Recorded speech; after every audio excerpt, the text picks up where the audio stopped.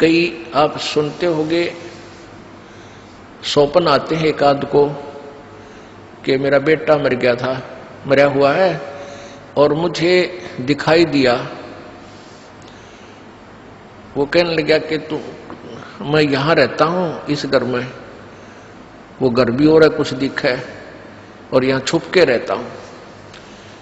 एक बच्चा जो था उसको पुनर्जन्म की याद थी, उसको पुनर्जन्म की याद थी अपने की, और वो 5-6 वर्ष का होते ही अपने पुनर्जन्म की सारी बातें, घर भी, गांव भी, नाम भी, माता पिता के, पत्नी के भी नाम बता दिए। वहां जाकर उन्होंने वेरीफाई भी किया कि सचमुच ये वही है।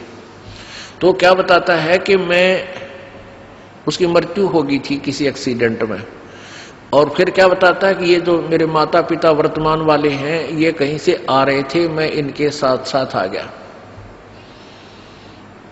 और फिर मां के पेट में प्रवेश कर गया। अब ऐसा कैसे है? ये है तो ये ईश्वर विधान, परमात्मा का विधान है कि जिससे संस्कार है वो उसके आसपास ही रहता है, उसमें गर्भ में भी विश्राम कर सकता है, लेकिन शरीर जब मिलेगा उसको अंदर पेट में भी, जब उसका योग बाल्य की तरफ से ही होगा, तो तब तक वो वहां एज ए प्रेत रह ले, उसको कुछ भी कहो, ऐसे रहते हैं। तो उसको व्यास जी को इस बात का यकीन नहीं हुआ, क्योंकि पेट में ना कोई भारीपन, ना कोई ऐसी बात।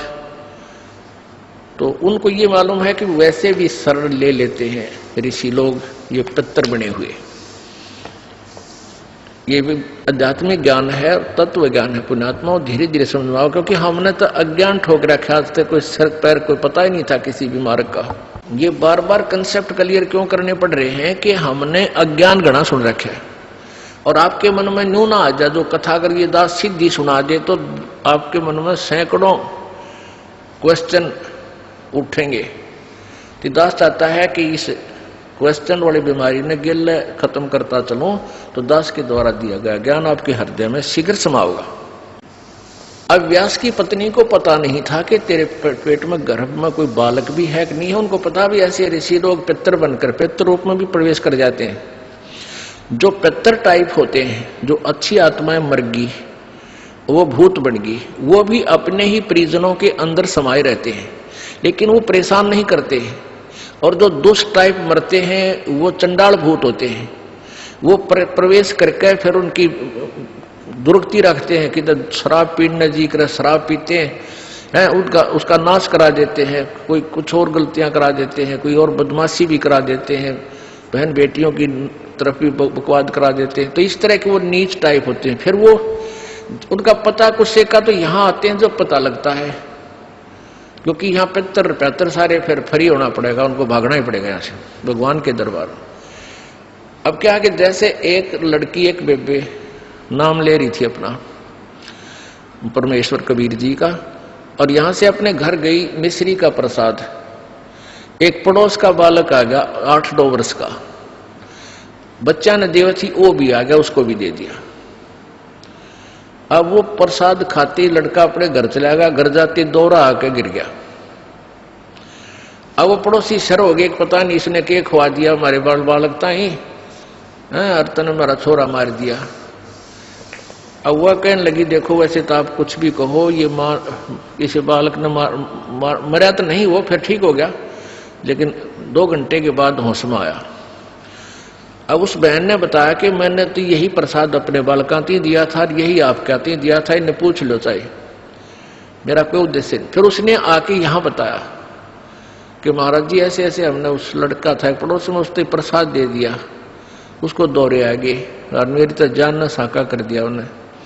तो इसलिए हमने मना कर रखा किसी को ये प्रसाद मत दो, क्योंकि वो क्या था कारण कि वो प्रसाद देने से उसमें प्रेत विद्यमान था, उन्हीं का कोई पितर था, और वो प्रसाद खाने से परमात्मा की वाणी से उसमें वो चार्ज हो रहा था। प्रसाद उसी को कहते हैं, जैसे भगवान शंकर जी के शिव जी के वचनों से वो गंदा अंडा चार्ज हो गया, वो उसमें फिर दोबारा से चेतनता आएगी, स्वस्थ हो गया। तो इस भगवान के वचनों से वाणी से आप यहाँ आते हो, आपको कोई बीमारी है छोटी मोटी, तो इन वचनों से सत्संग से भी राहत मिलनी शुरू हो जाती है।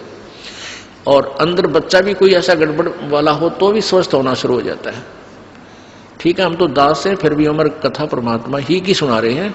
तो इस तरह ये बहुत लाभ देता है। आप बालक को, डॉक्टर को पता होता है कौन सी मेडिसिन और इसको कहाँ असर कर रही है। तो वो क्या था, मैंने उसको बताया, बेटी उसमें प्रेत था।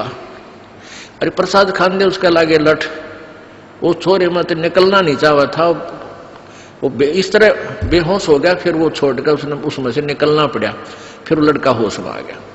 तो ऐसी गलती मत करो, तुम बदनाम भी हो गए।